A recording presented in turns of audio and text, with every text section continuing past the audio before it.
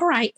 Good morning. We're going to go ahead and I'm going to go ahead and make the first video out of 5 for the week that I'm going to be gone. Okay. And so what I want you to do is take some notes, and I'm going to be sending you some questions about what we're talking about today in this video. Okay, so this video is for life science, and we'll be specifically starting out talking about plants. And this will be for Unit 4, Lesson 3, 4, and then Lesson 5 is going to be about animals. And if I have any leftover time, we're going to go back over Unit 4, Lessons 1 and 2. We'll see how far we can get. All right, so I'm going to go ahead and share my screen.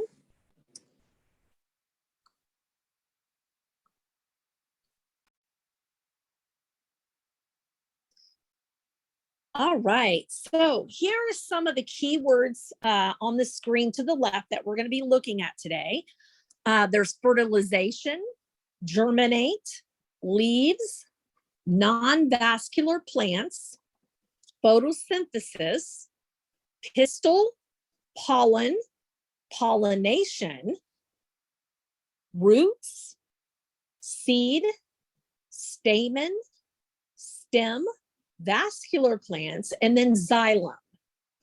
All right, so it says here for plants, it is difficult to imagine looking around and not seeing plants.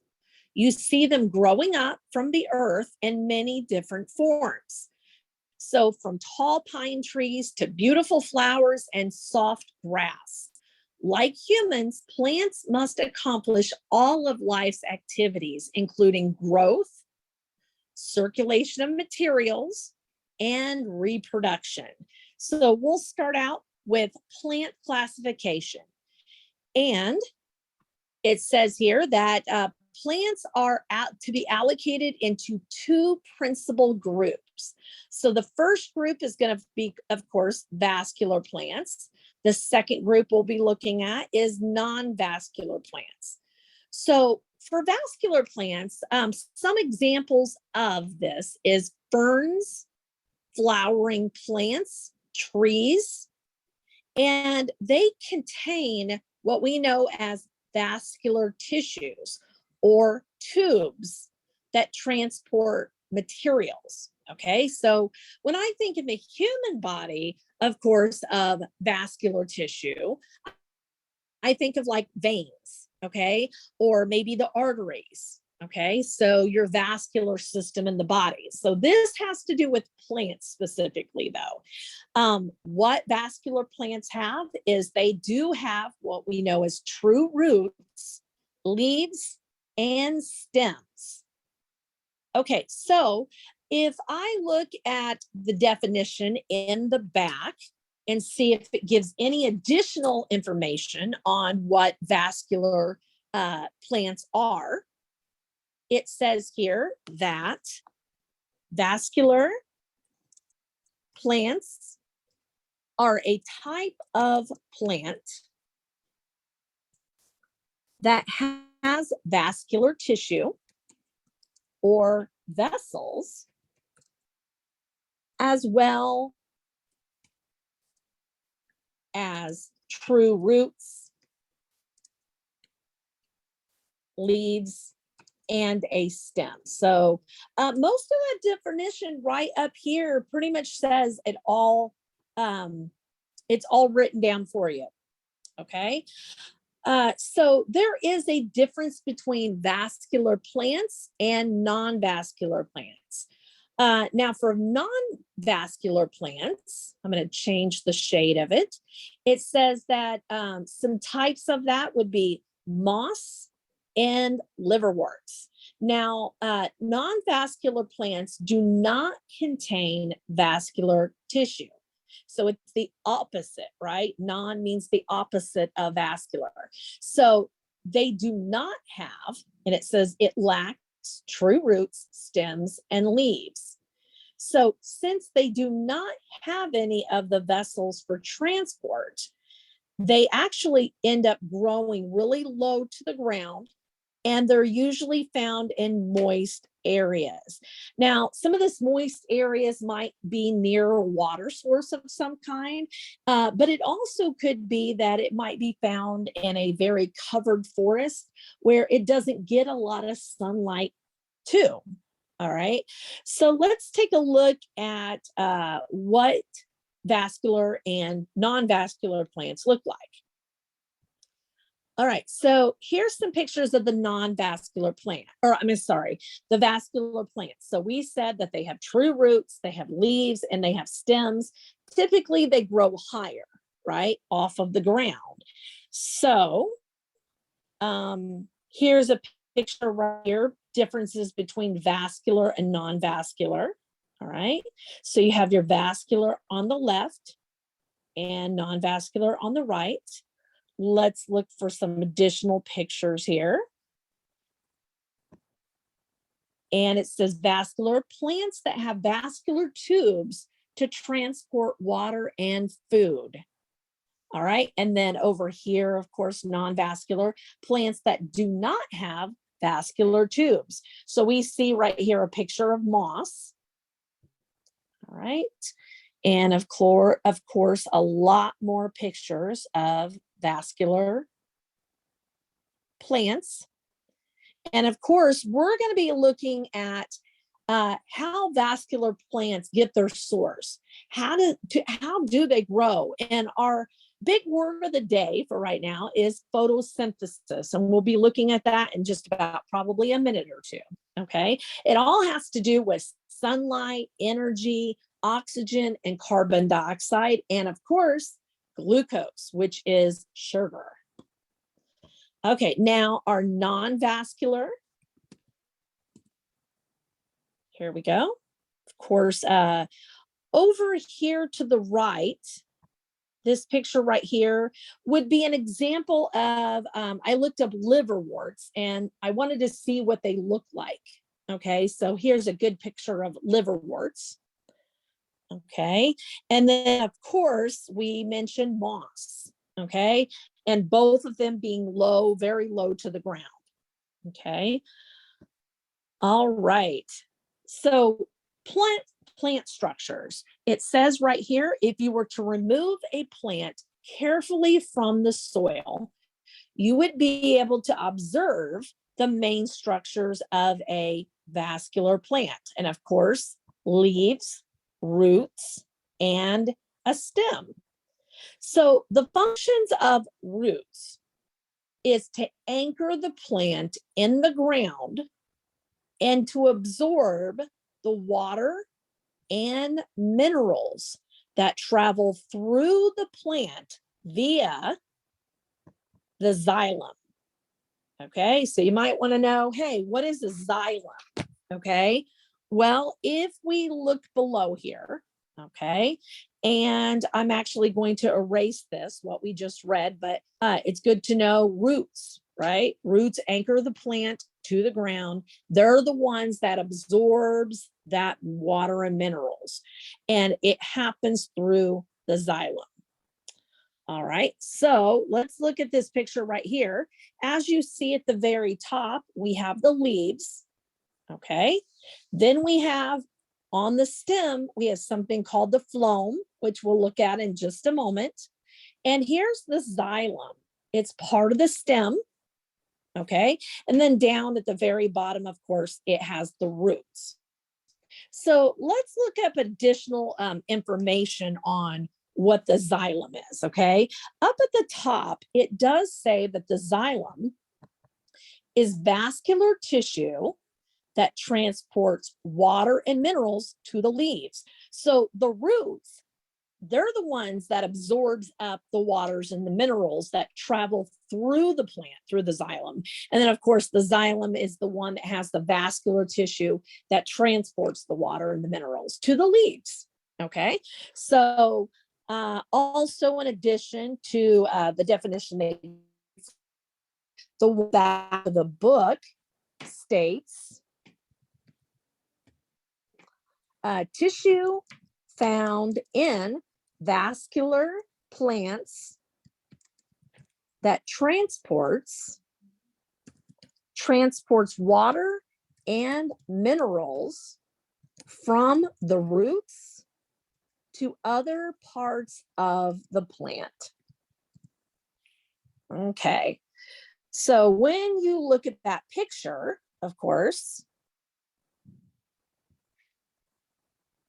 there we go. And I'll go ahead and erase a little bit of the lines here so you can see it more plain. All right. So here is the stem, like we mentioned. Okay. So the water would be in the roots and the minerals, and then of course they come up through the xylem. All right. Going on, it says right here that the leaves,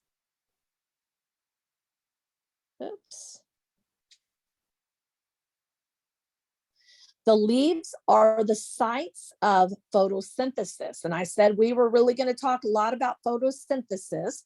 Very, very important word.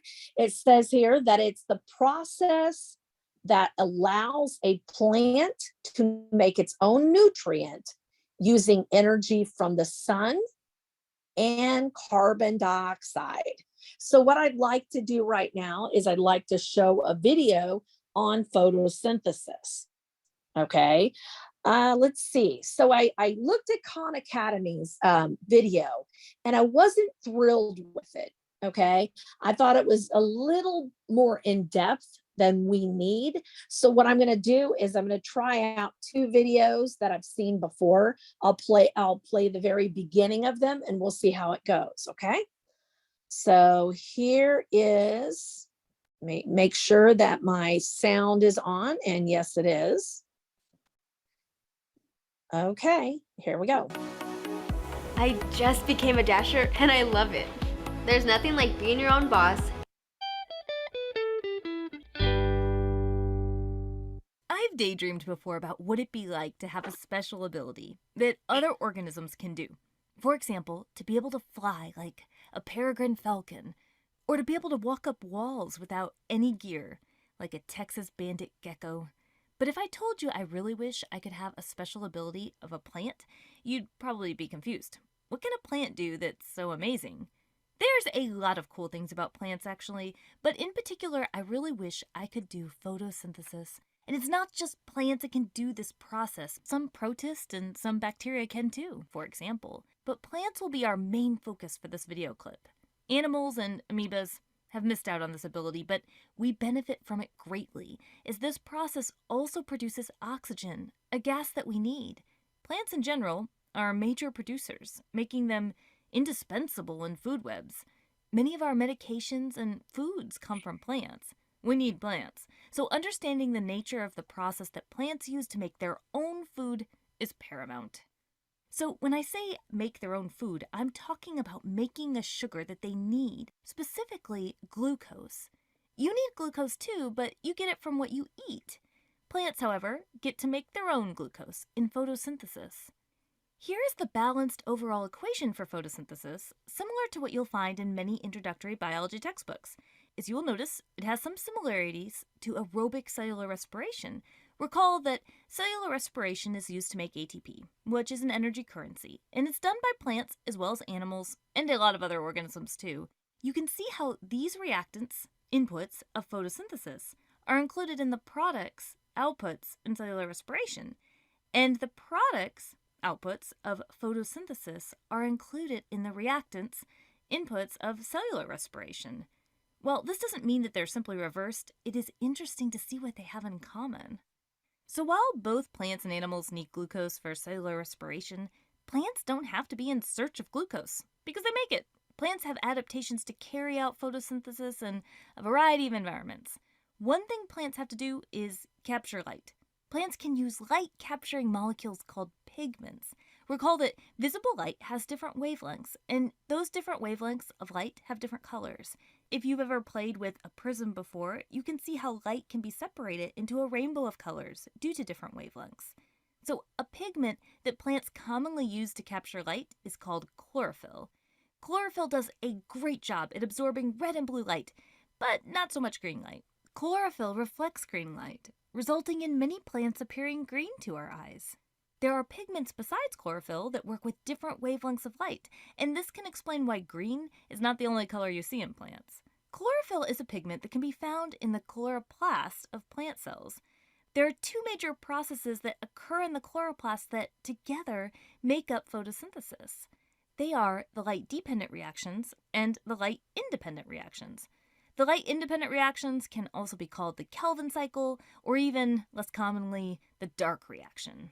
Sounds intriguing. We're going to talk about both of these briefly, and please remember, like most of our videos, this is pretty general. We've got some further reading links in the video description where you can explore a lot more detail.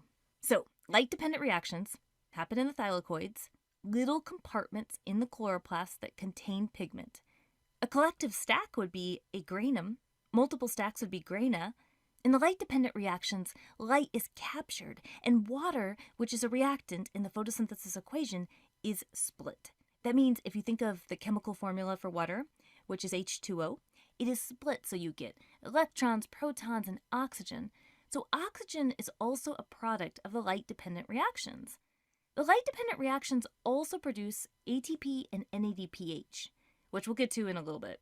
Both the ATP and the NADPH will be needed for the next process, the light-independent reactions, also known as the Kelvin cycle or dark reaction. The name is a bit misleading. While yes, the process isn't directly capturing light, it doesn't require darkness either. And again, it will need items from the light-dependent reactions, like the ATP and NADPH. The light-independent reactions still happen in the chloroplast, but specifically, the light-independent reactions happen in the stroma. The stroma is a fluid outside of the thylakoids. In the light-independent reactions, or Kelvin cycle, carbon dioxide enters. It is taken in through pores that are often, but not always, on the bottom of leaves, and those pores are called stomata. Plants have the ability to open and close their stomata. The carbon dioxide gas enters the stomata and will be fixed. By fixed, I mean that with the additional help of a major enzyme, the inorganic carbon dioxide is changed to a more usable form. The ATP from the light-dependent reactions will act as an energy currency for the Kelvin cycle. The NADPH that had come from the light-dependent reactions will supply reducing power. By that, I mean that it helps add high-energy electrons to this process. So, in a very complex series of pathways, the fixed carbon dioxide, ATP, and NADPH are used to make a product that ultimately can be converted into glucose, a sugar. Whew. So let's take a look at this equation. Last time, I promise. So we have here the circled items. These were from the light-dependent reactions. Now, notice these other items, the carbon dioxide on the reactant side and the glucose on the product side. Those were from the Kelvin cycle.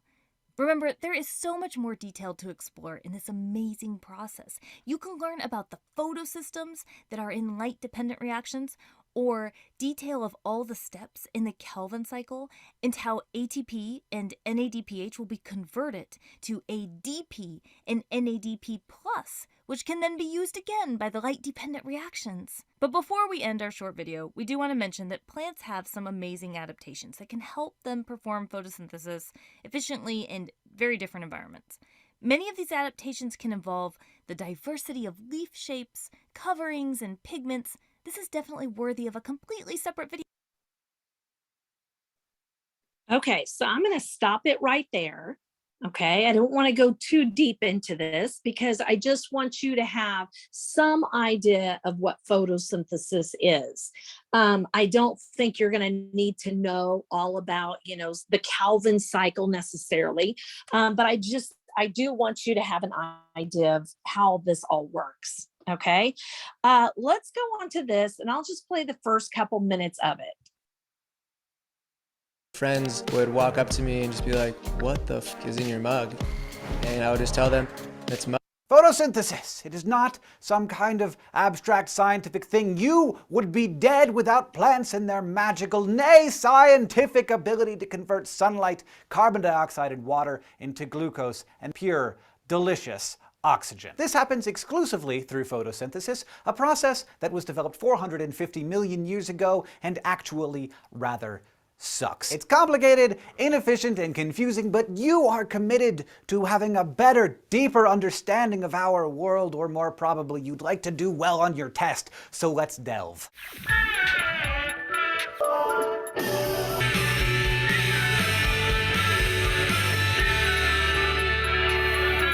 There are two sorts of reactions in photosynthesis, the light-dependent reactions and the light-independent reactions, and you've probably already figured out the difference between those two, so that's nice. The light-independent reactions are called the Calvin cycle. Yes, that Calvin cycle. Photosynthesis is basically respiration in reverse, and we've already covered respiration, so maybe you should just go watch that video backwards. Or you could keep watching this one. Either way, I've already talked about what photosynthesis needs in order to work: water, carbon dioxide, and sunlight. So how do they get those things? First, water. Let's assume that we're talking about a vascular plant here. That's the kind of plant that has pipe-like tissues that conduct water, minerals, and other materials to different parts of the plant. These are like trees and grasses and flowering plants. In this case, the roots of the plants absorb the water and bring it to the leaves through tissues called xylem. Carbon dioxide gets in and oxygen gets out through tiny pores in the leaves called stomata. It's actually surprisingly important that plants keep oxygen levels low inside of their leaves for reasons that we will get into later. And finally, individual photons from the sun are absorbed in the plant by a pigment called chlorophyll. All right, you remember plant cells? If not, you could go watch the video where we spend the whole time talking about plant cells. One thing that plant cells have that animal cells don't: plastids. And what is the most important plastid? The chloroplast, which is not, as it is sometimes portrayed, just a big fat sack of chlorophyll. It's got complicated internal structure. Now, the chlorophyll is stashed in membranous sacs called thylakoids, and the thylakoids are stacked into grana. Inside the thylakoid is the lumen, and outside of the thylakoid, but still inside of the chloroplast, is the stroma. The thylakoid membranes are phospholipid bilayers, which, if you remember, means that they are really good at maintaining. All right, so we had a couple minutes of that. I like the beginning of it, how he introduces, of course, like we talked about, the photosynthesis with the sunlight, and of course the carbon dioxide. The plants take the carbon dioxide in, they release the good stuff, which is the oxygen. Okay, and of course they get their energy from the sun and by making glucose with sugars. Okay, so let's go back to our science sheet.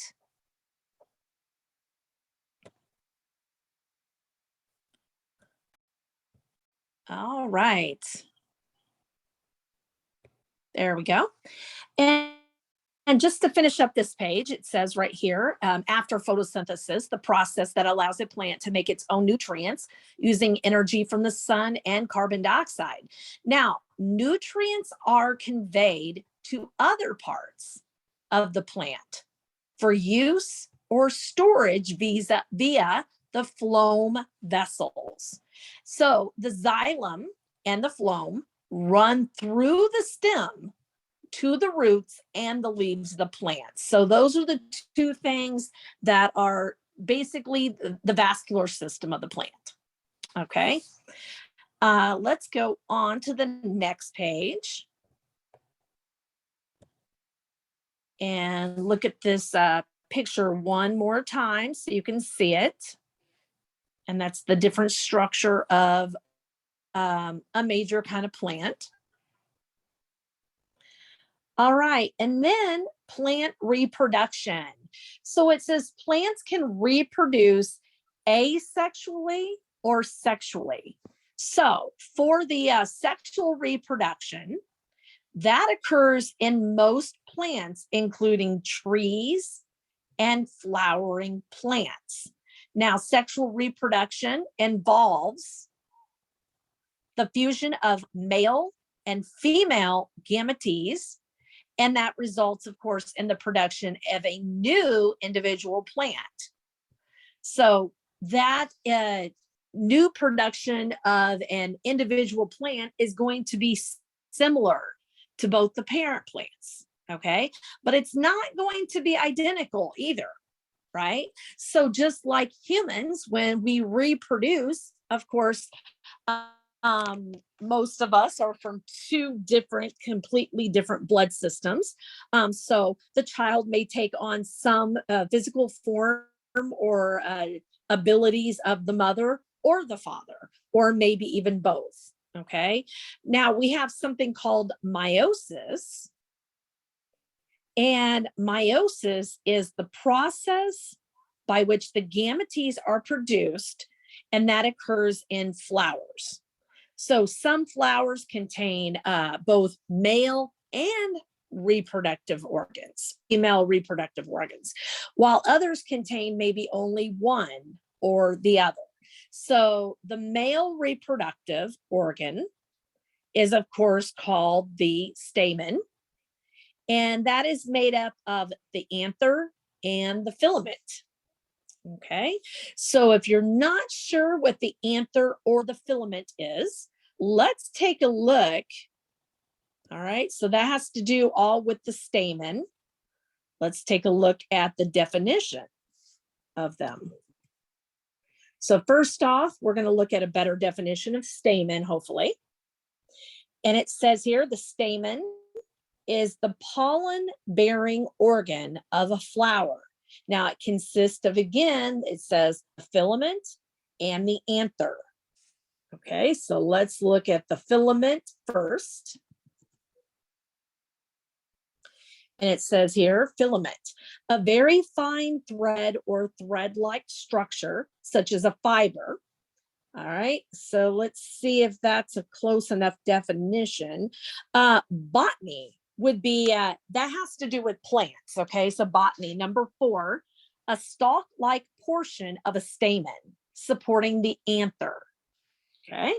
So after we look at these definitions, we're gonna look at a picture. And it says here, the anther, the pollen-bearing part of a stamen. So it kind of connects, they all three connect to each other. So let's just take a look at it. The stamen and its parts. Let's put that. All right, so here's a couple good pictures. Let's see. Flowers are important in making seeds. Flowers can be made up of different parts, but there are some parts that are basic equipment. So the main flower parts are the male part, called the stamen, and then of course the female part is called the pistil. So as you look at this, here's a good picture. Right here, you see the anther, which is at the very top part of a filament. And then of course the filament, we said, was kind of like a thread-like figure, right? And both the anther and the filament make up the stamen. Okay, so there's your visual to see what those three things look like. And it says right here, the stamen has two parts, the anthers and the filaments. So the anthers carry the pollen, and these are generally yellow in color, and the anthers are held up by thread-like parts called the filaments. All right. And of course, if we was to look at the female version, the female version is the pistil, and it has three parts. It has the stigma, the style, and the ovary. So if we look at the stigma, right? And here is the stigma up here. And it says it's the sticky surface at the top of the pistil. And of course, the pistil is all of this together. That's all of the pistil, right? And it actually, the stigma traps and holds the pollen. Okay. Now the style is a tube-like structure that holds up the stigma. So that would be the style. And of course, this is it right here. It's pointing to this. And it's actually, like it said, tube-like structure holding up the stigma. And let's see, the ovary, the style leads down to the ovary, which is right here. the outside part of this, the ovary. And that contains on the inside the ovals. Okay, so that's just kind of like a quick lesson in between a male and female parts of a plant or a flower. Okay, all right. Okay, so we're going to be repeating just a little bit of what I said. And it says here that pollen grains contain the male gametes and are found on the tip of the anther. So remember, we saw what the anther looked like, right? It's at the very top and it's attached by the filament, which is that thread-like. All right. So the pollen is what's at the very, very top. And then, of course, we said the female reproductive structure is called the pistil. And that, of course, includes the ovary, the ovules, and the female gametes. Okay. So let's take a look at another picture here that's on this page. And there we go. So on the right, you see the stamen, right, with the anther here. The filament is right here. It's coming down. Okay. And then, of course, over here is the pistil with the ovary and then the ovules. All right. Okay, so let's look at the method by which pollen is transferred by the anther to the pistil is called pollination. And so a lot of us probably definitely have heard of pollination.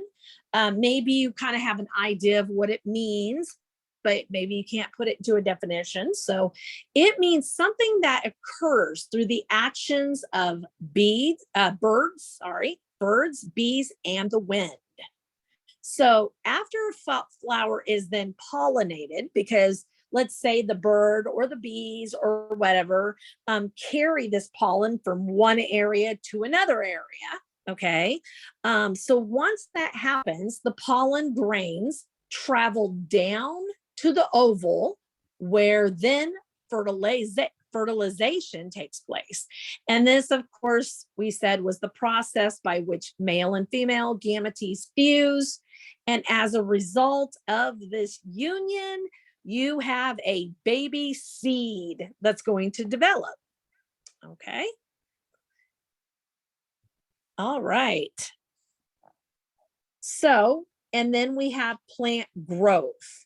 Now, under appropriate temperature and moisture conditions, a seed will germinate. And what that means is basically it's going to begin to grow. Okay. So the plant uses nutrients and energy that's stored in the seed to grow and to develop into a plant with roots, leaves, and a stem.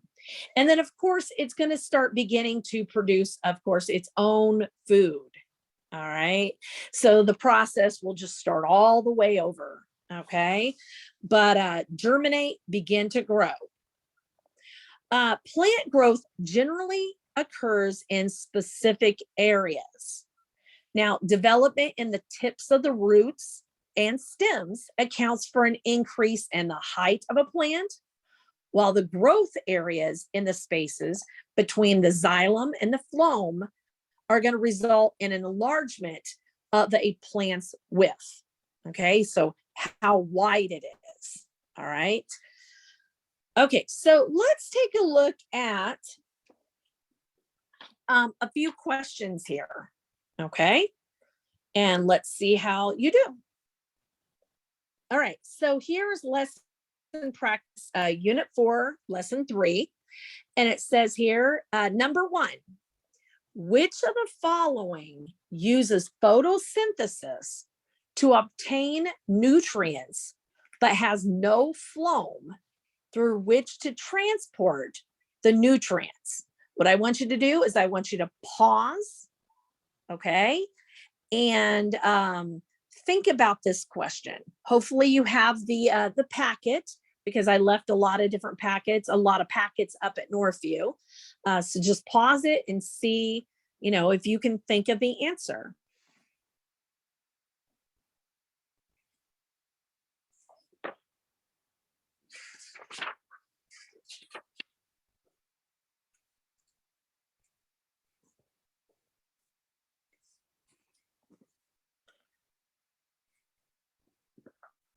All right. So the actual answer to this is going to be moss. All right. And it says right here, which one of the following uses photosynthesis to obtain nutrients? It has no phloem through which to transport the nutrients, though. All right. So because of that reason, it's non-vascular. It would have to be moss. And it says moss is a non-vascular plant, and that means it does not have the vessels through which it can transport the materials and nutrients. All right, let's go on to question number 2. Which explains why xylem can be found in the plant's roots? Is it A, xylem produces minerals in a plant's roots? B, xylem is involved with the growth of a plant's roots? C, xylem moves sugar from the leaves to the roots of a plant? Or D, xylem transports water from the roots to the leaves of a plant? So go ahead and pause and then think of what you're going to put on your paper.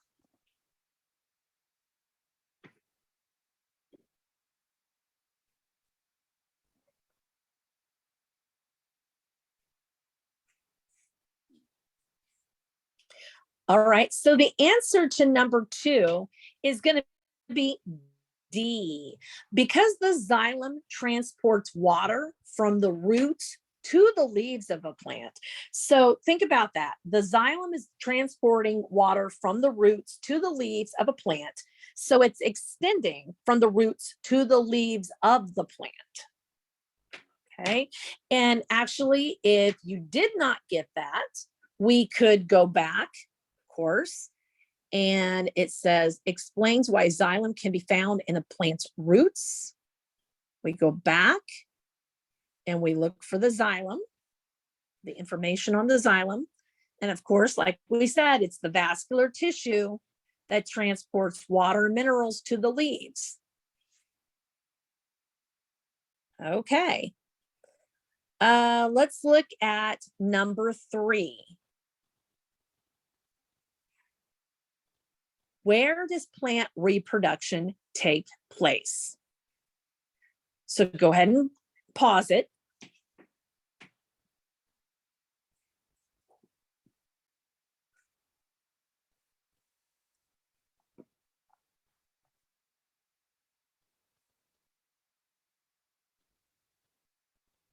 All right, so your answer to number 3 is going to be A. It's going to be the picture right at the very top here for number 1. And this, of course, is where plant reproduction occurs in the flowers of the plants. And because that's where the plant's gametes are. And that would be the reproductive cells. So that's where they're going to be found, is at the very top part of the plant or the flower.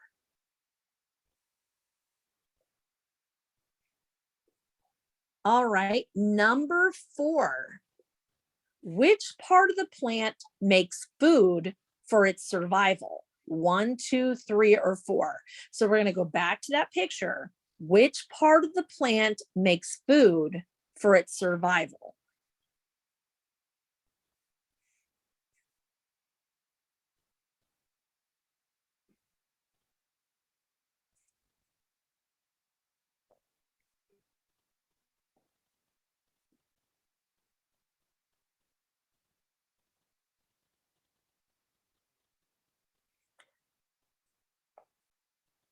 Okay, so for number 4, the place where you can find the part of the plant that makes food for its survival is going to be B, which is number 2. And that would be where the leaves are. Okay, so the leaves, of course, are going to intake the nutrients from the sun and everything. And that is where it's going to make the food for survival. So again, number 1 is where the reproduction is at. And of course, number 2 is where we would find where the plant makes food. All right, and number 5, which part of the plant takes in water and material or minerals? Which part of the plant takes in water and minerals?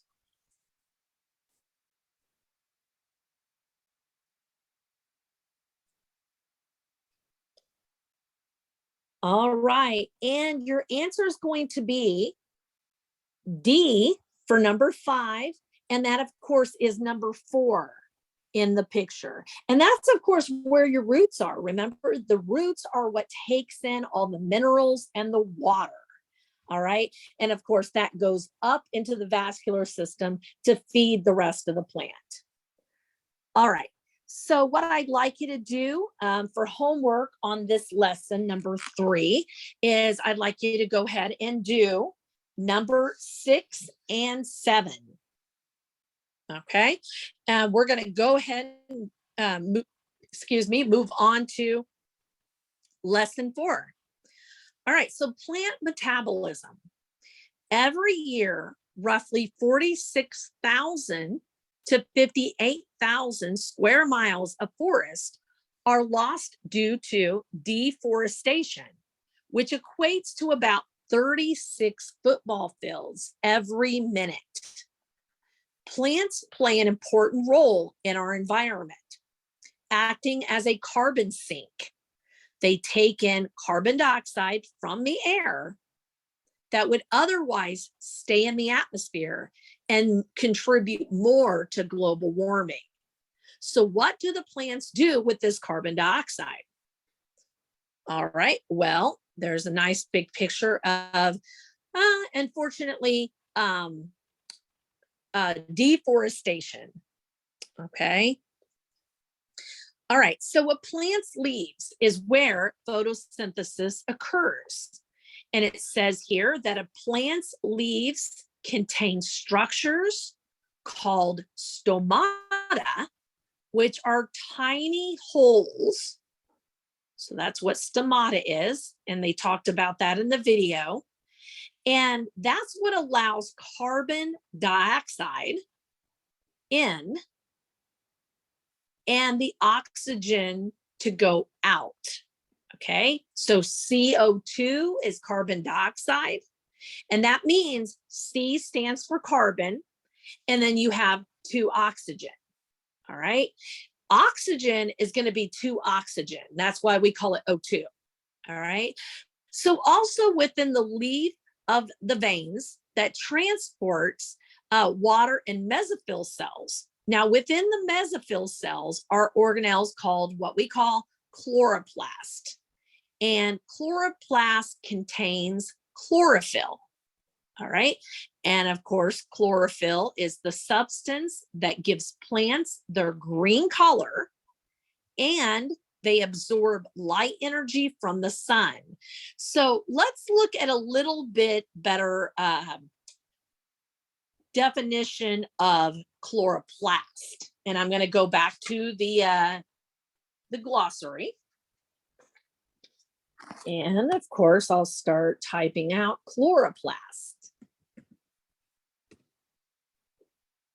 Okay, so chloroplast, let's see if it's any longer than what they mentioned. It says that it's an organelle found in plant cells,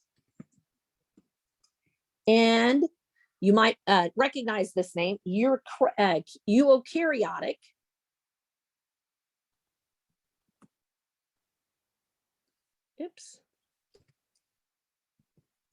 algae that captures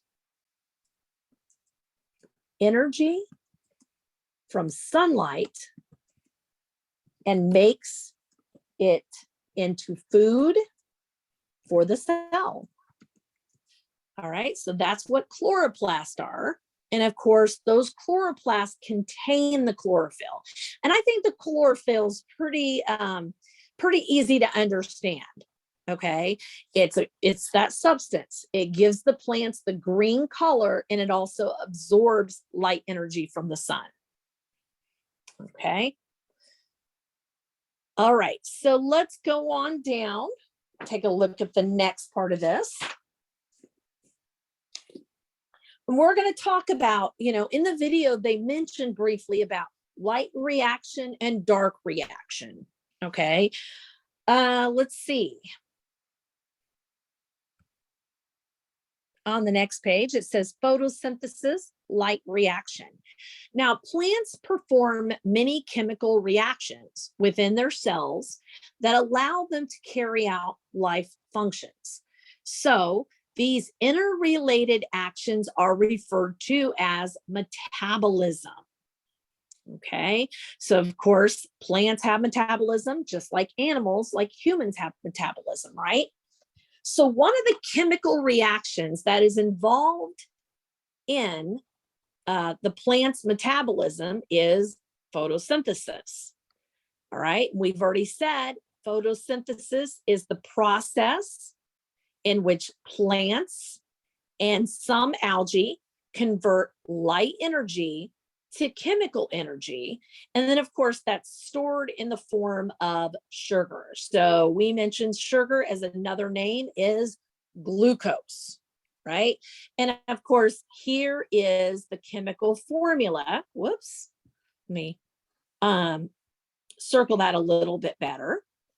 So you have 6 carbon dioxides plus 6 waters, okay, because H2O, of course, is water. And that, of course, you're going to add light energy. Now, this arrow pointing to the right is more like an equal sign, okay? And if we were to break down each one of these, okay, so if we looked at this and we said, okay, so there are 2 carbons, all right?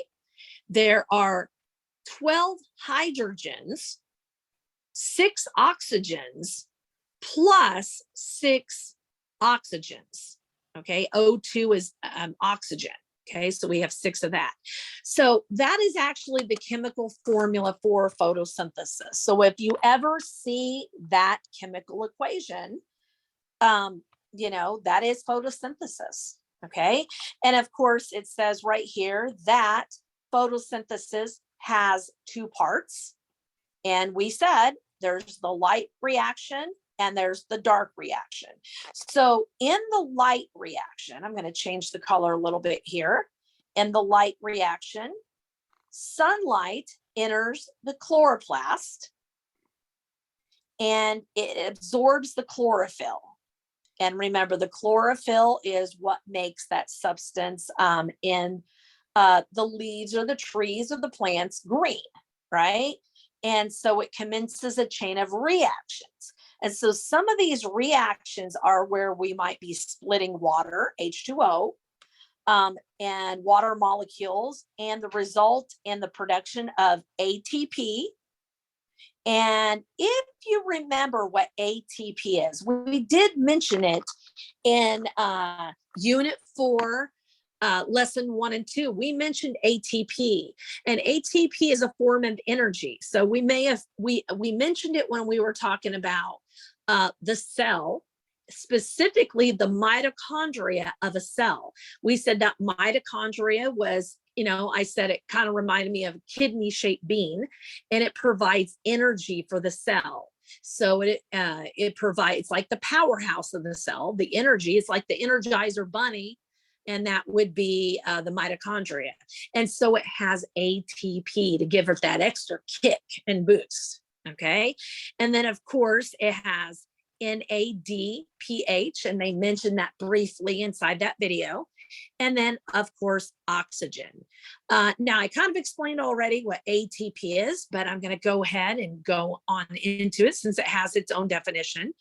ATP is the molecule that all cells can easily use as energy for life functions. So ATP, think of energy also, okay? And then, of course, NADPH is a molecule that acts as an electron carrier. So oxygen is released into the atmosphere, like we mentioned, through what's known as the stomata. So I'm going to go ahead and underline that too. Oxygen is released into the atmosphere through the stomata. Okay. And then, of course, the ATP and the NADPH are used in the dark reaction. So we wanted to know, okay, how did the oxygen leave, okay, the plant or the tree? And that's through the stomata. Okay. Now, let's talk about the dark reaction. The dark reaction is known as the Calvin cycle. All right. And it's actually called the dark because it does not use light energy. So that should be pretty easy to see the difference between, of course, the light reaction uses the sunlight, and of course, for energy. And the dark reaction is dark because it does not use light energy. So some of the steps, series of reactions, is carbon dioxide is combined with the sugar called RUBP. RUBP.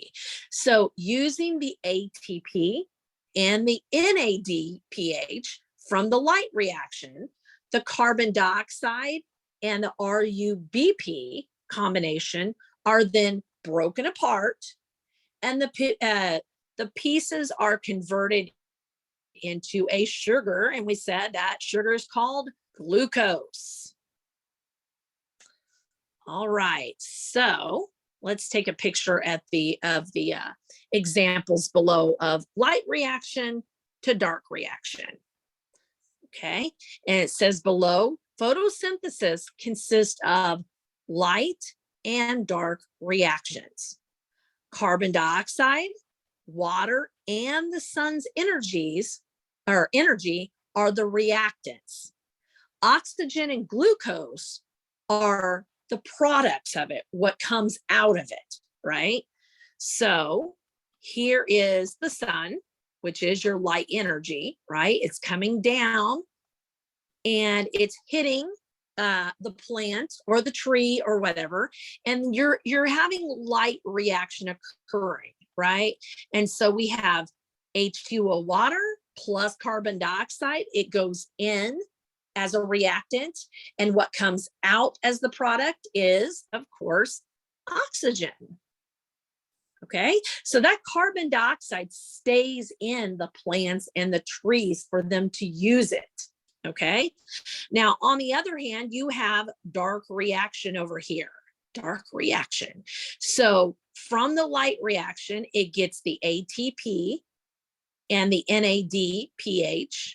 Okay, and they go into the dark reaction. And you're also going to add carbon dioxide. All right, now what comes out as the product? The sugars, the glucose. Okay, that's what comes out of it. Okay, so over here, light reaction, water plus carbon dioxide equals the oxygen.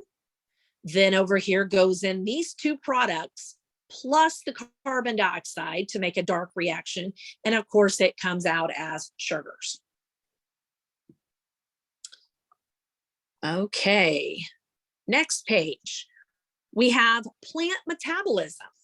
Now, cellular respiration occurs in both plants and animals within the mitochondria of cells. So it transfers the energy stored in glucose and the molecules of ATP. So cellular respiration occurs in both animals, plants and animals, and it has a lot to do with the mitochondria of the cells.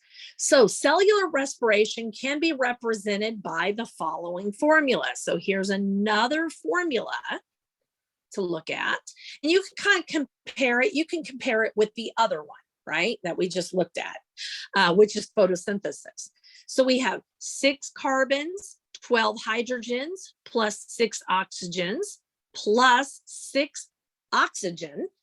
And then, of course, that equals, if you tear it apart, that brings in 6 carbon dioxides, plus 6 waters, 6 H2O, plus ATP.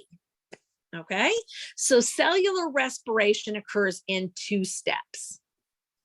And it would be anaerobic respiration and aerobic respiration.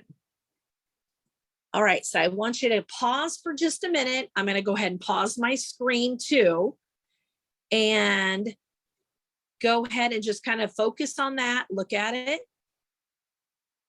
Okay.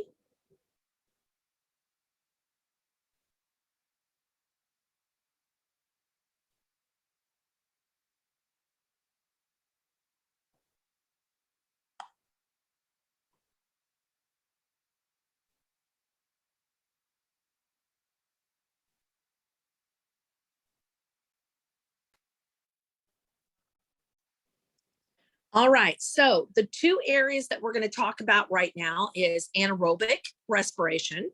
And of course, that's called glycosis right there. All right, and it says during this part of cellular respiration, the plant breaks down glucose into, and actually I'm going to look up that word so I can see how to pronounce it. And then, of course, I'll go on, and it says it also releases ATP and NADH. Now, this occurs in the cytoplasm and does not require the presence of oxygen. Remember when we were talking about cells and we said cytoplasm is that jelly-like fluid, okay? And it's what holds the organelles in the cell, and it keeps them from kind of bumping into each other. I kind of think of it like, kind of like almost a bunch of seatbelts, you know? It's kind of like Jell-O, all right? And the organelles just kind of stay in their own little place, no matter where, if the cell is moving in and out of something like the blood cells or the blood system or whatever. Okay, so I'm going to take a look at that word, and it's, let's see, P-Y-R-U. P-Y-R-U.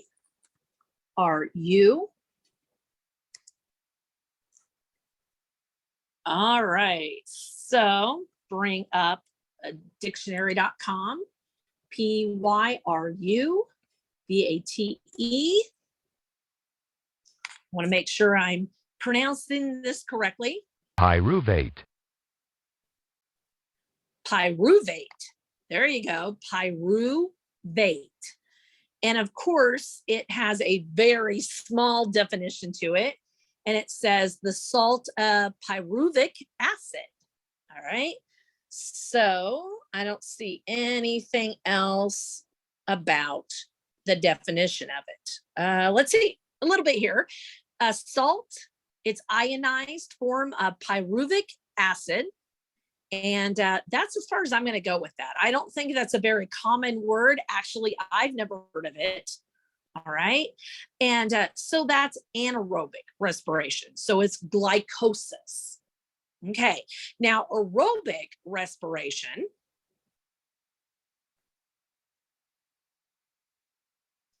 says that it occurs in the mitochondria and it does require oxygen. So during this stage of respiration, pyruvate is broken down and rearranged several times in the cycle.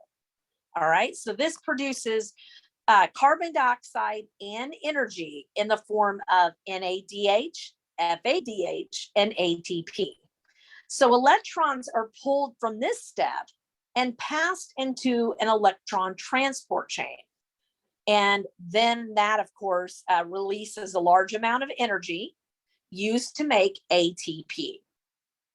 Now, at the end of the electron transport chain, water is formed when the electrons join with oxygen. So you might say, well, what is this? What is it? What does this actually mean? What is the difference between these two things? Okay, so what I'm going to do is I'm going to see if there is a nice, simplified version of the anaerobic and the aerobic.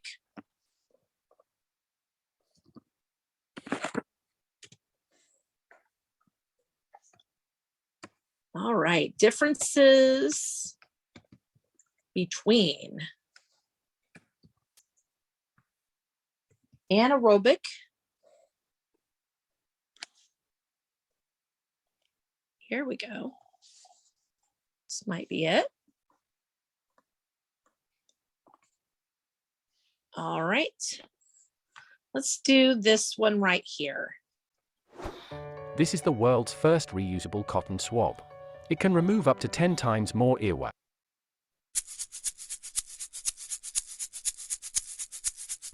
If you have ever picked up a weight and began doing repetitions, you'll know that your first rep and your last rep are drastically different. During the first rep, you'll feel full of energy, but by the last one, it is as though the energy has just run out. To understand why this is, you need to understand the energy that powers a muscle contraction. The food we eat, the air we breathe, these are definitely components, but the actual process is a little more complicated. Understanding it, though, will give you a significant advantage over the average bro who trains. A muscle contraction requires the muscle cells to have energy. In our bodies, this energy is stored in a specific molecule called adenosine triphosphate, or ATP. ATP is a large molecule, not to mention it is unstable in water, which is bad news since we are made mostly of water. ATP makes up for these drawbacks, though, through the fact that if the third phosphate chain is released, it provides the power for a muscular contraction. Because it is a large and unstable molecule, our muscles can only store enough to power 5 to 10 seconds worth of contraction before they run out. Since only 10 seconds of ATP is stored, the body has 3 generation systems which work in real time to keep these levels topped off. Powering these generation systems and stored in your muscles is a more stable molecule, glucose. It is this glucose which the first generation system turns into ATP, along with some byproducts. Then, the other 2 generation systems turn those byproducts from the first generator into more ATP.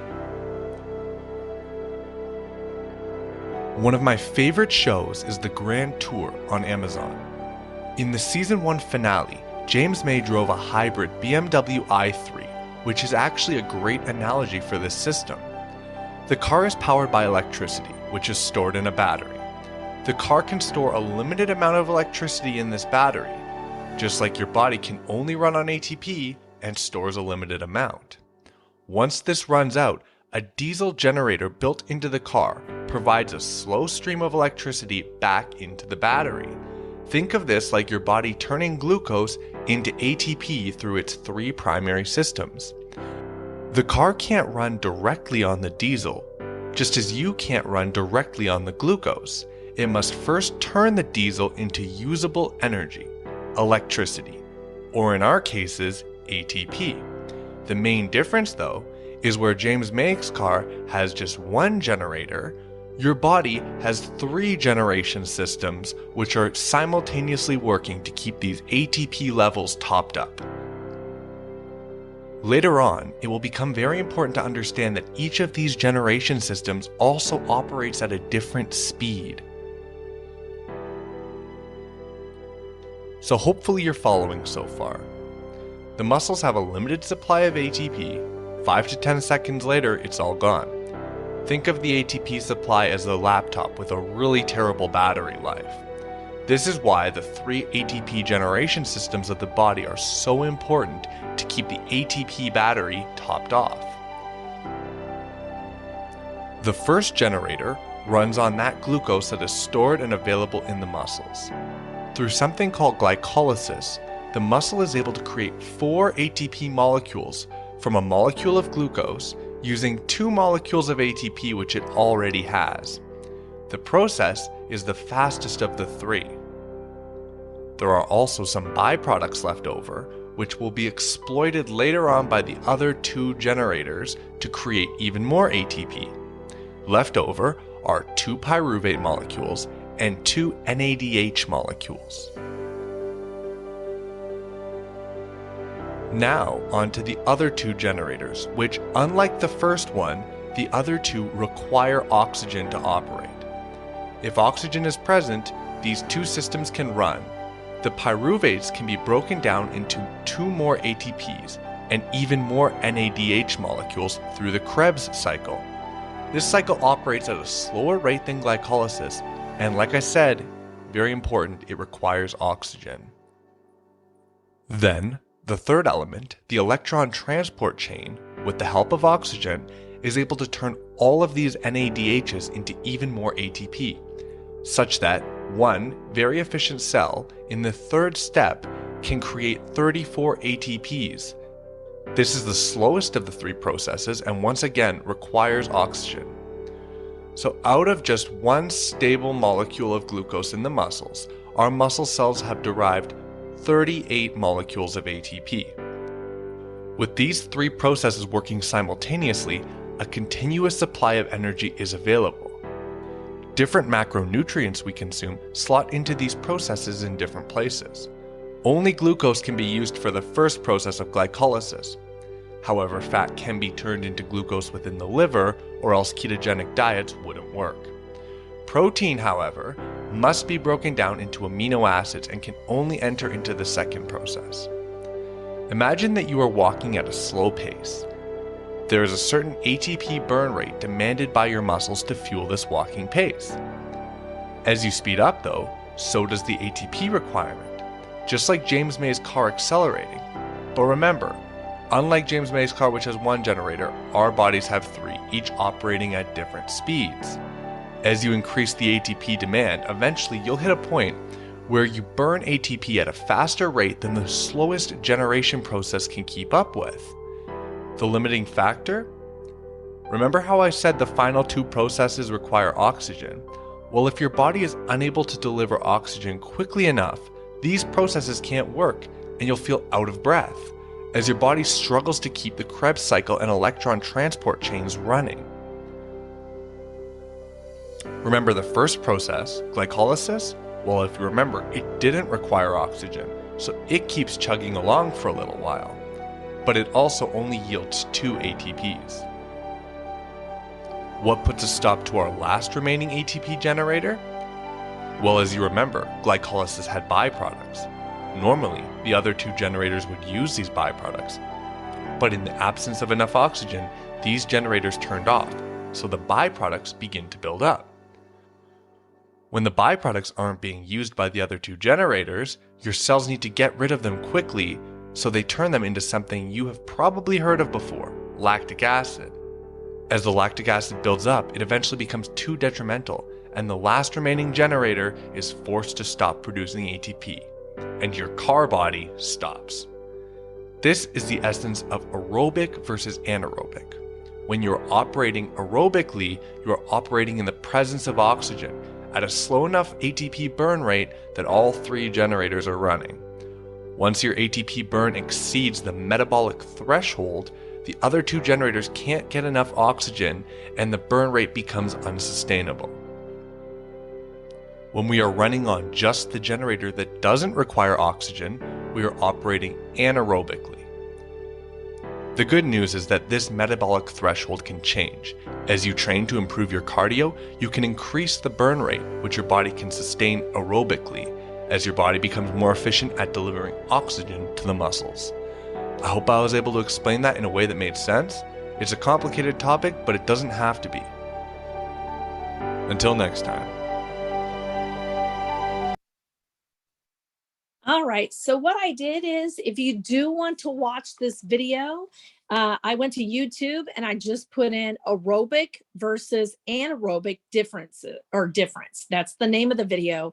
Up here, I put differences between anaerobic and aerobic exercises. Okay, so it has 8 minutes and 42 seconds. So if you want to find it and watch it over again, I think that was a pretty good video about the differences between the two.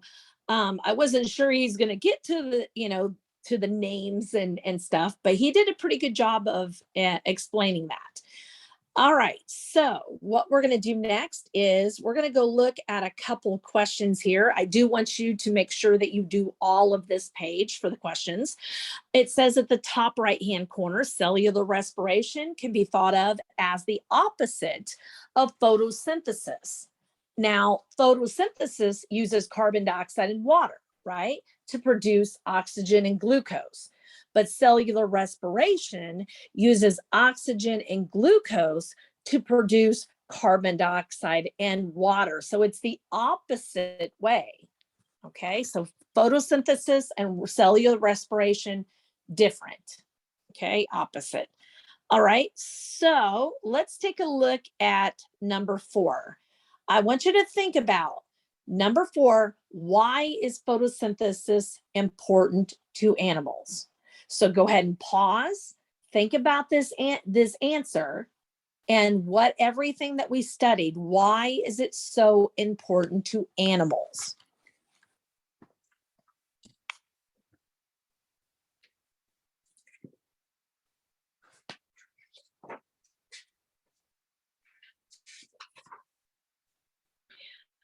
Okay, so hopefully you paused it and you wrote down your answer to this for why is photosynthesis so important to animals. And your answer would be that it produces oxygen, which of course animals need for respiration, okay? It also produces glucose, and that's needed for animals to carry out cellular respiration. So, if photosynthesis did not happen into plants, animals would not be able to eat the plants, okay? And then of course, the whole cycle would not be able to happen for cellular respiration to happen, okay? Number 5, mitochondria are referred to as the powerhouse of the cells. How does cellular respiration explain why they are given this name? So go ahead and hit pause, and then I'll explain the answer.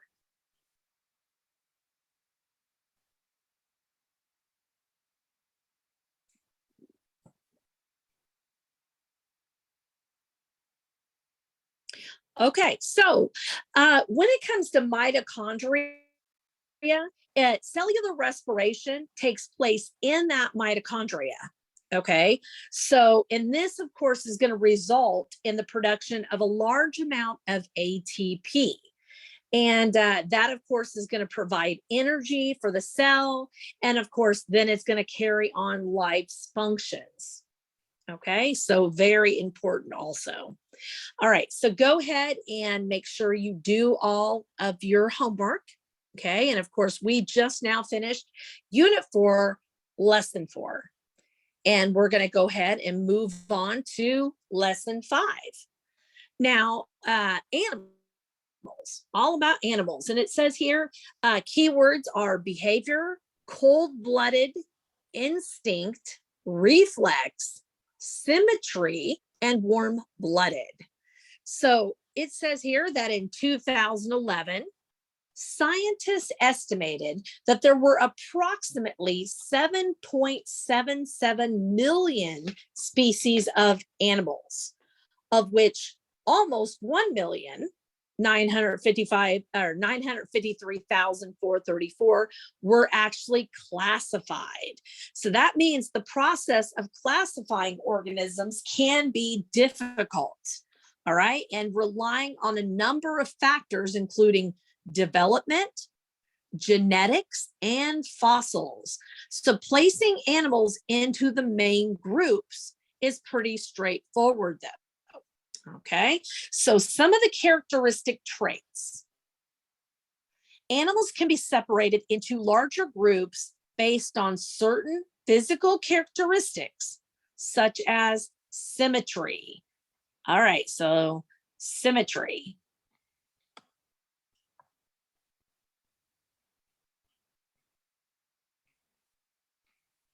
And that word symmetry, you're going to definitely see that inside as a math term also. So what I'm going to do is I want to go ahead and bring up the definition for symmetry.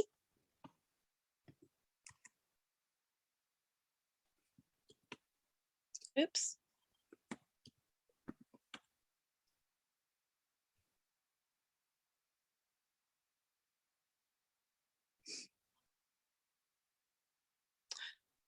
All right. Here we go. So symmetry. It says here there's going to be a couple different definitions right here. So we got to see which one is kind of like a math term and which one are we talking about when it comes to science. So the first one says the correspondence in size, form, and arrangement of parts on the opposite sides of a plane, line, or point. So the regularity of form or arrangement in terms of like or reciprocal or corresponding parts. So that would be more of a math term, a definition right there.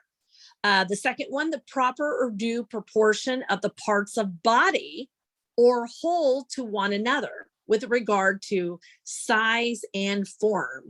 Okay, so it's almost like being proportioned to one another.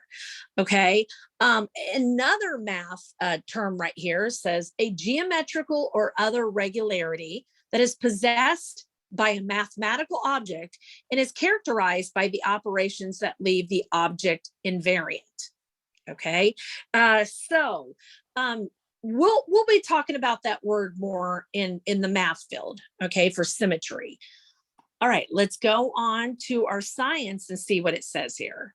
Now, animals with radial symmetry have identical parts arranged in a circle around a central axis. So animals with bilateral symmetry are the same on two sides. So another characteristic is how an organism maintains its body temperature.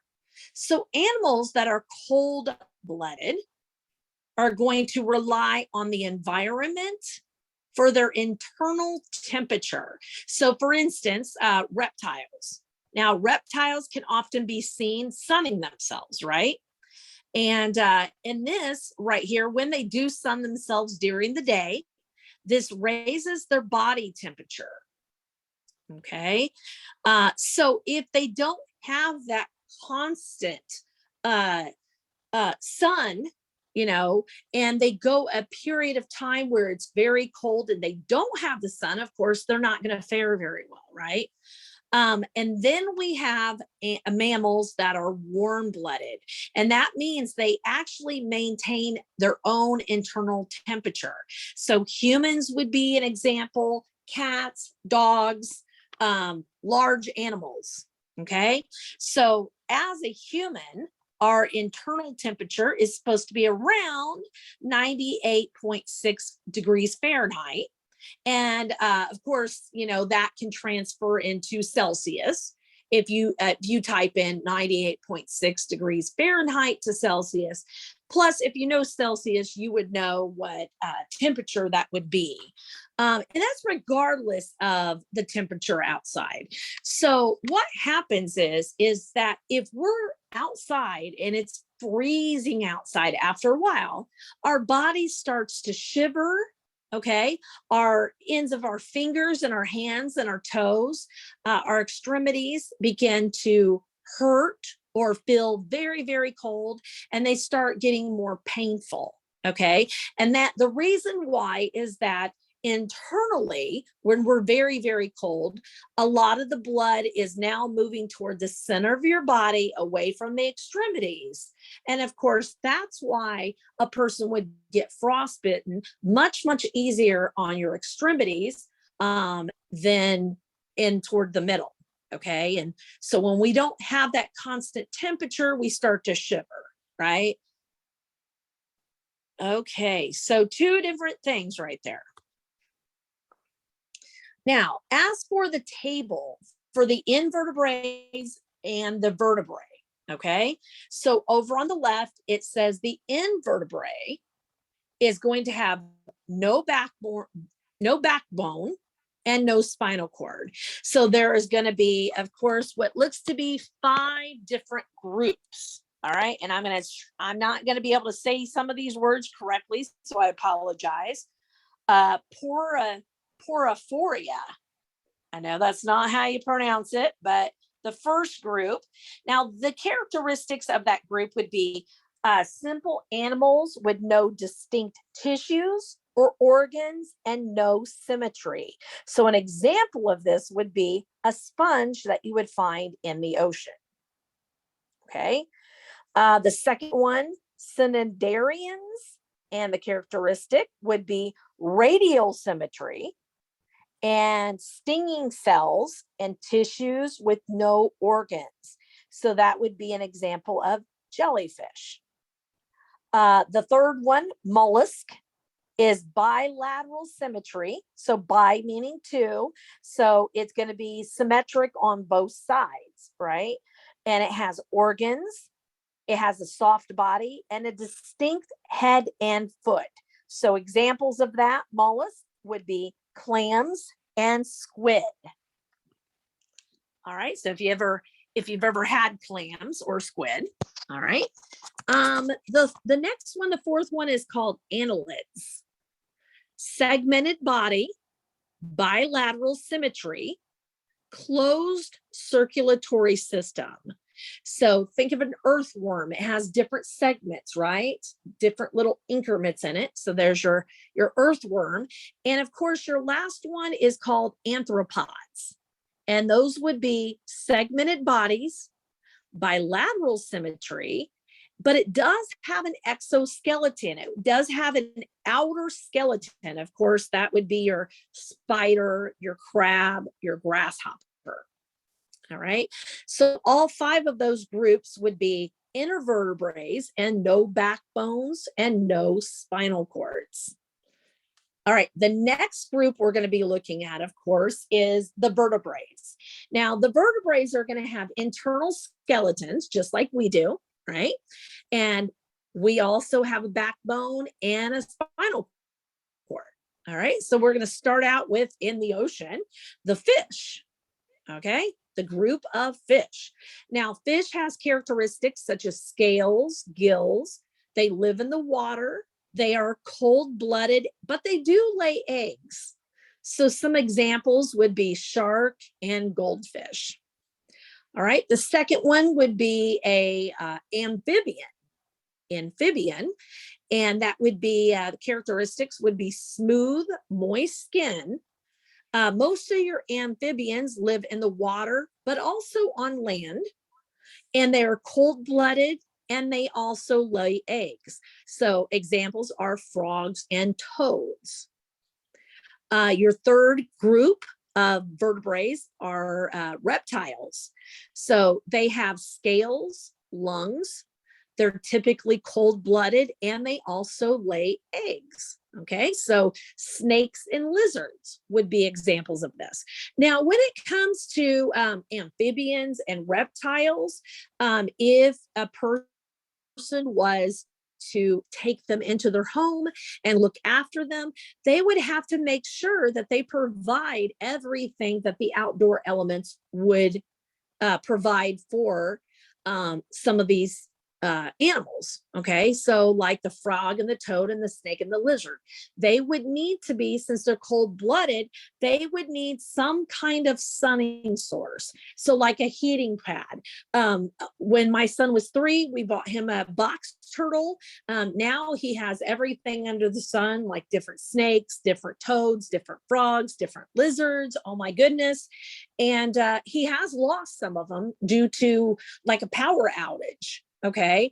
And he said, what killed some of them wasn't necessarily, that the heat, came back on or anything like that. They would have, if it would have been gradual heat, it would have been fine. But the heat popped back on, which put their body into shock.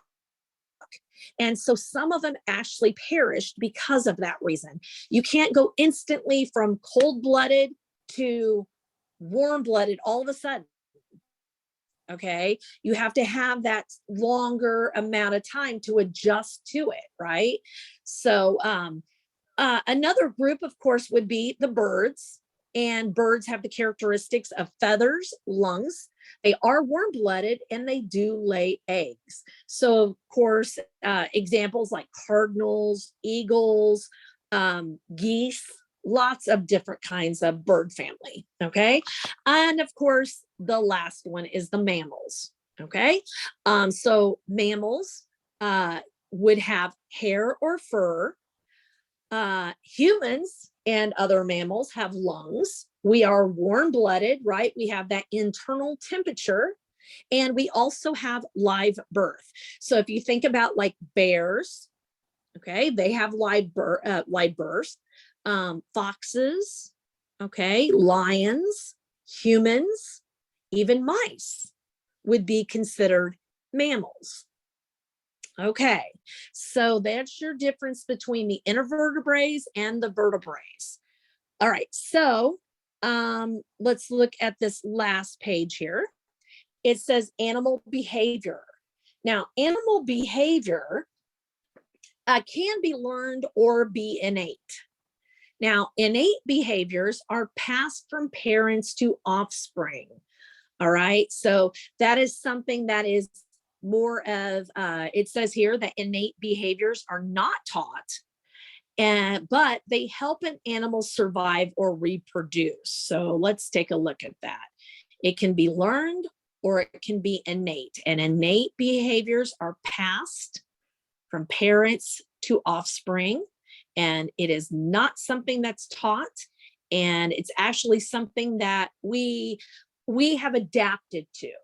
Okay, and something, one of your vocabulary words in science should be adaptation. When you adapt to something, it's the survival of the fittest, basically. As let's say a bird or an animal of any kind, they have to be able to adapt to their environment. If something changes suddenly, they have to be able to adapt, or else there's going to be a lot of that species that's going to perish. Okay, so there's 2 types of innate behavior. There's the instinct and there's the reflex.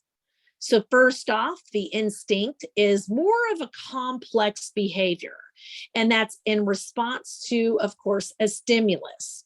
And this is something that's been passed down from generation to generation. And so 2 examples, a spider spinning a web and a bird building a nest.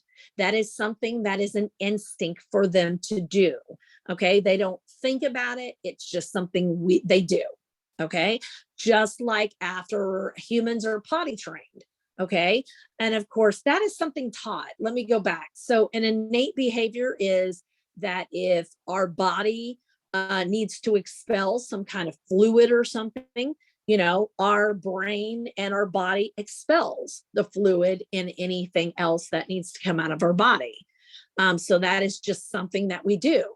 Let's see. Instinct also. Crying, a crying baby could be an instinct. Now, there's a fine difference between an instinct and a learned behavior. So if the baby starts crying because it knows after a buildup of a while that every time the baby cries, you bring the bottle or some kind of food source. Okay, so that would be more learned. So instinct would be crying when the baby's upset. That's something the baby automatically does. All right, and then the reflex. Now, a reflex is responses that always occur when a specific stimulus is present.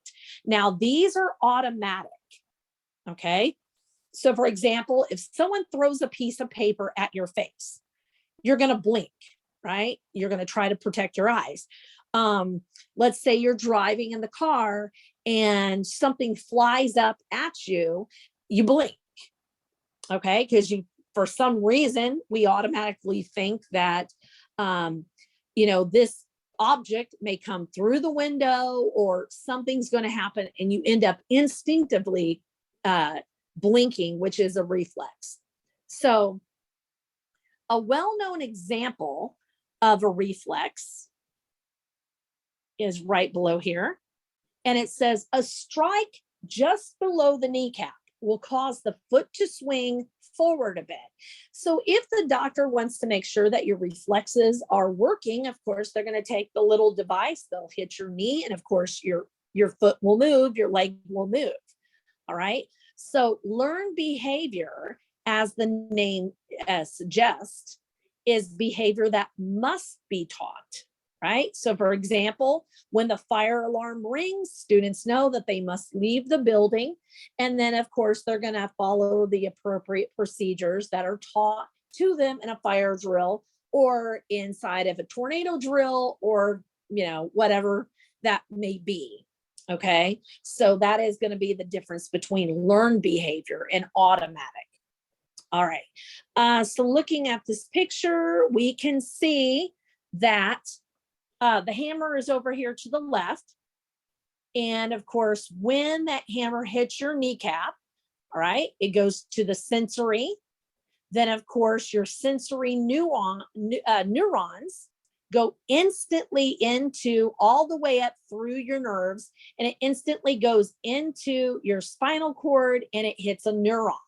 And of course, after that, of course, it instantly goes back to the motor neuron, the muscle flexes, and then of course the reaction comes out. So it says, when the knee is struck by a hammer, a sensory neuron carries a message to the spinal cord.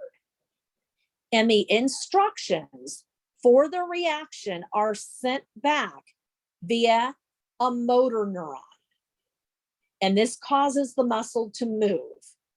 So this message does not pass through the brain though, just the spinal cord. All right, there's going to be, of course, ones that are going to be where, it is going to go to your brain. It is going to go up to your brain. But this is one where it doesn't. All right. And our lesson practice for Unit 4, Lesson 5. Let's take a look at a few of these questions. Number 1, it says, a blank is cold-blooded, lays eggs, and lives on land for all of its life. Okay, so go ahead and pause and think about the answer.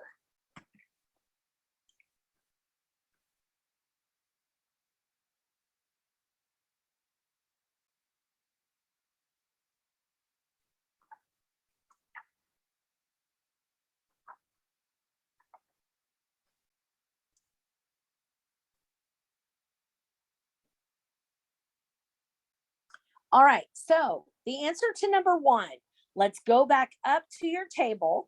We need to look for something that's cold-blooded, lays eggs, and lives on land for all of its life.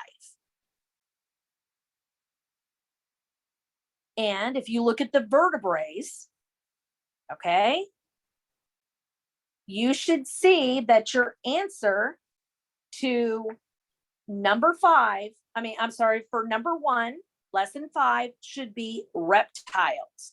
They have scales, lungs, they're cold-blooded, they lay eggs, and it says here that an example of another one would be like iguanas. Okay. Now they're cold-blooded. They lay eggs, they have scales, and they live only on land. Okay. As do a lot of lizards and snakes. Okay. Of course, they do need a water source. So they do get thirsty. They do need some water, but they primarily always live on land. All right. Going for number 2. Which best describes the characteristics of a mammal? A, has a spinal cord, is cold-blooded, and has hair. B, has an internal skeleton, is cold-blooded, and has lungs. C, has a spinal cord, is warm-blooded, and has radial symmetry. Or is it D, has an internal skeleton, is warm-blooded, and gives birth to live offspring? Go ahead and pause it and find your answer.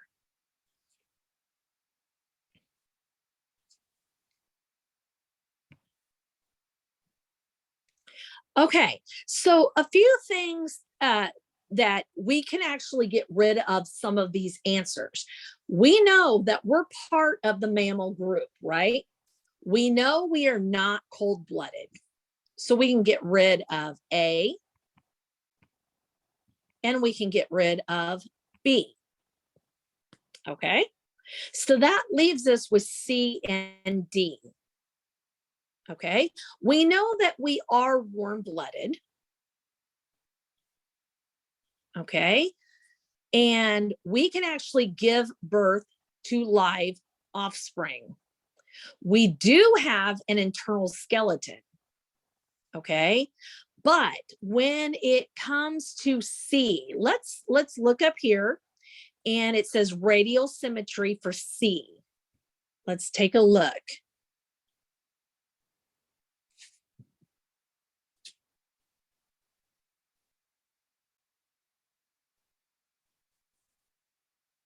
All right, we have hair or fur, we have lungs, we are warm-blooded, and we give birth to live birth. Okay, so D would be your best answer right there. Okay. All right. Let's see. Let's go to number 5. Number 5 says, which is the simplest animal? Is it going to be the earthworm, the goldfish, the oyster, or the sponge? All right, go ahead and pause it and think about your answer.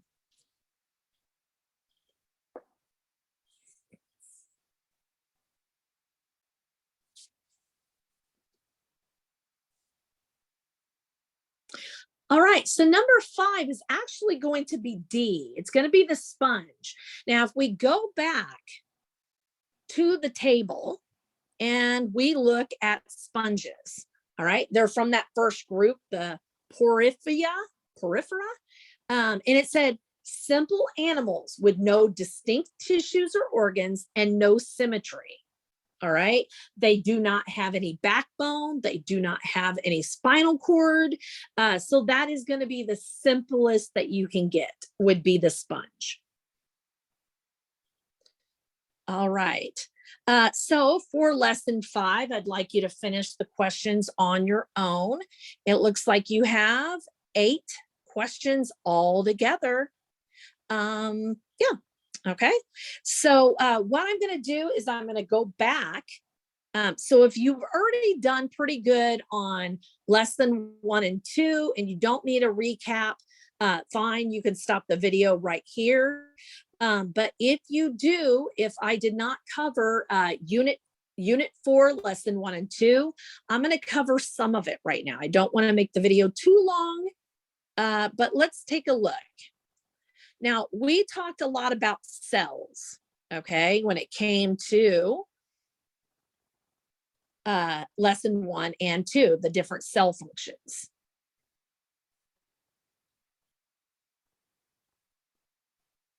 All right, so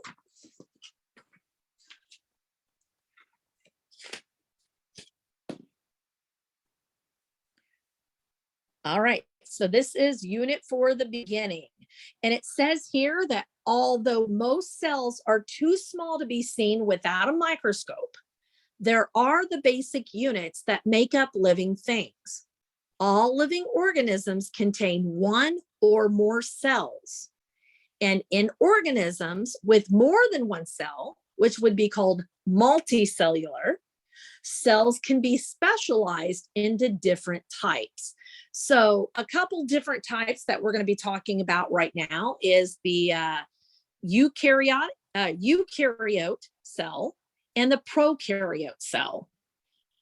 All right, so the eukaryote cell is going to be an organism whose cell contains a nucleus and other organelles that are contained within membranes. Okay, now it does have a nucleus, so we got to make sure that we know that a eukaryotic cell has a nucleus and organelles. The nucleus of the eukaryotic cell contains the cell's genetic material, and this is where you're going to find the DNA. And that DNA, of course, is organized into bundles called chromosomes. Now, eukaryotic cells can have one or many cells. So you would call them unicellular, and I'm going to actually type this out so you can see it.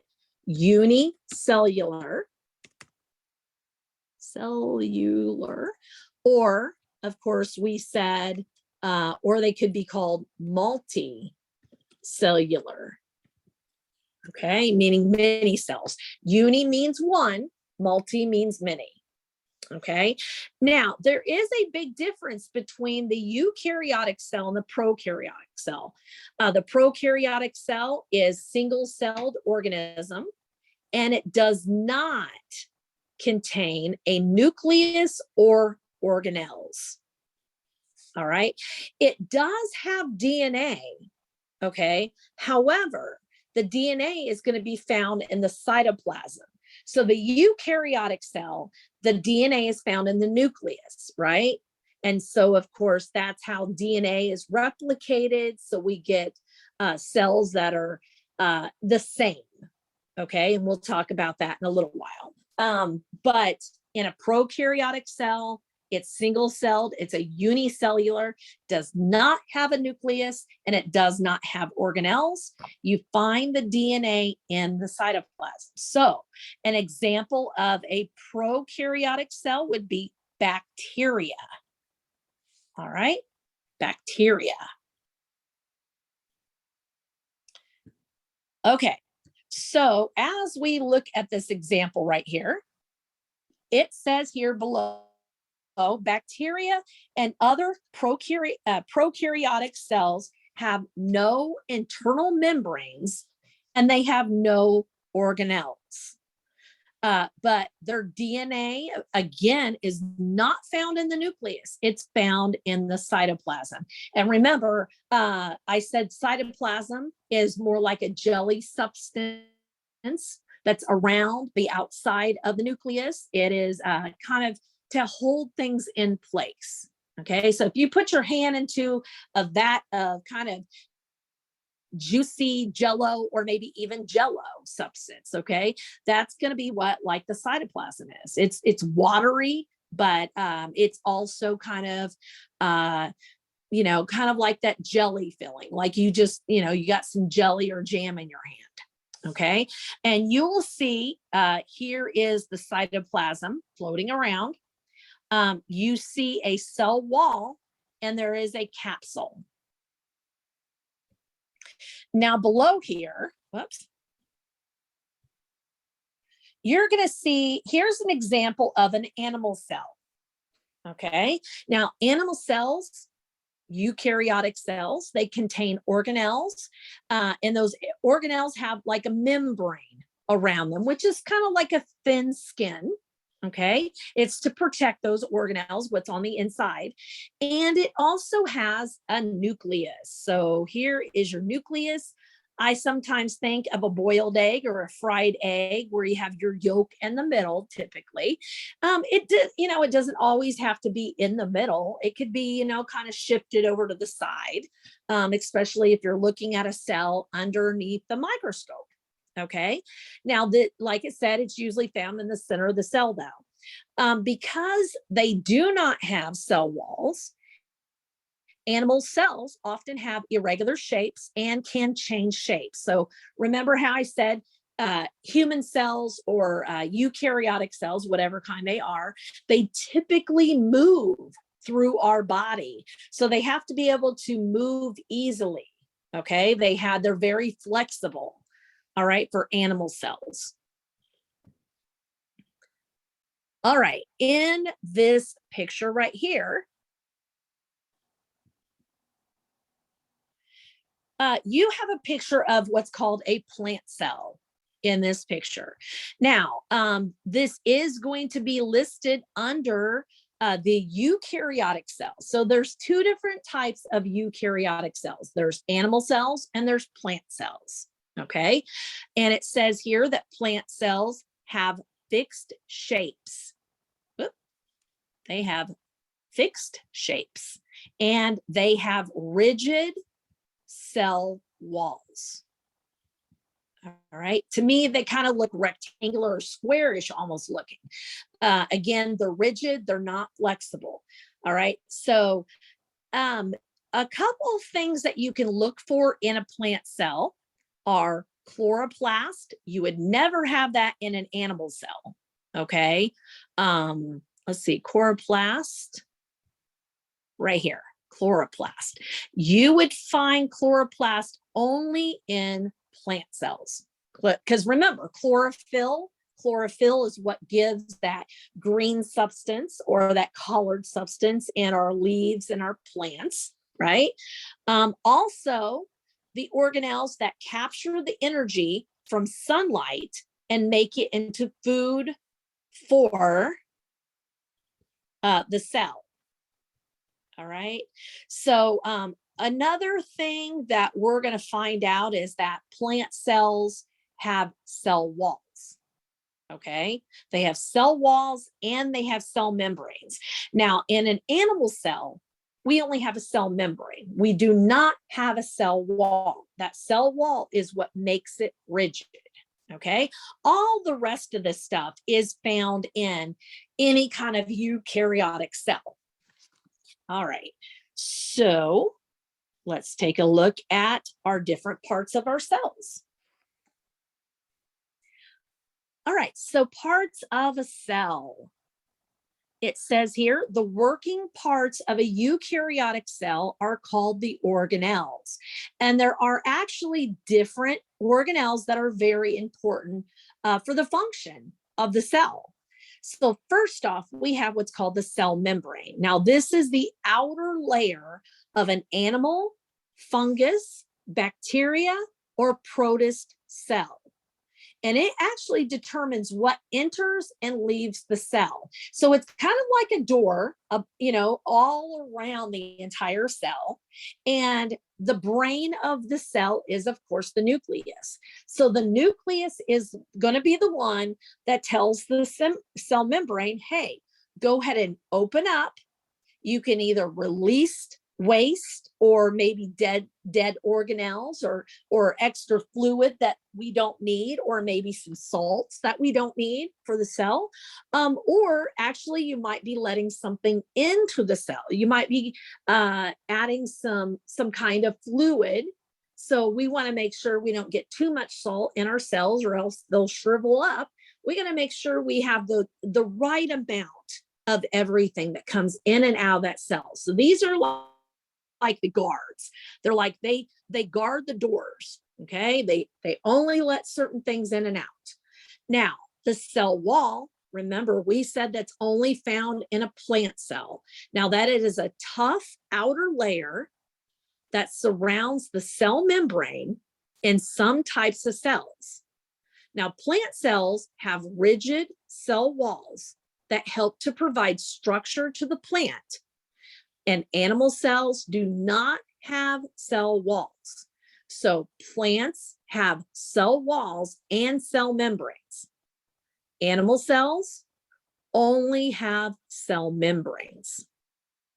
Now, chloroplast, if you think about it, remember what I said is that it's a eukaryotic cell, but is that going to fall under the plant or the animal cell? Think about that word, chloroplast. It has to do with chlorophyll. And we know we only find chloroplast and chlorophyll only in plant cells. So it's an organelle that's found in a plant cell, and that's what captures the energy from the sunlight and uses it to make food for the cell. Cytoplasm. Now, we already said that the contents of a cell within the cell membrane and outside of the nucleus. So you find cytoplasm. This is not the best. I usually like to show a more of a animal cell when I do this. But your cytoplasm is going to be somewhere in between the blue circles. Okay, so all of this is going to be the cytoplasm. This is where your organelles are going to kind of float and sit inside the cytoplasm. It's a protective base or barrier. And it says contains the organelles surrounded by like a gel-like material, and it's made up of a lot of water. Okay. I'm going to skip these two for now, and I'm going to come back in just a moment. The mitochondria, we talk about it a lot. It's the cell's powerhouse. It's the structure that provides energy to the cell, right? I said it kind of looks like a big kidney bean. It's like the Energizer bunny of the cell, mitochondria. It actually converts food into ATP. And of course, the ATP is the cell's energy source. So,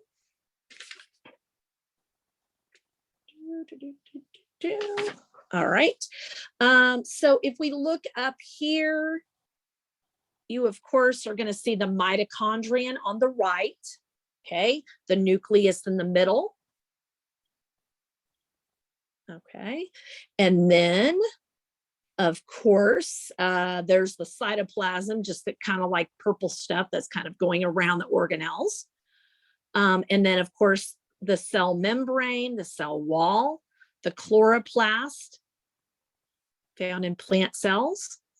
Okay, I'm going to go on to the nucleus, and then we'll back up and we'll look at endoplasmic reticulum and Golgi apparatus.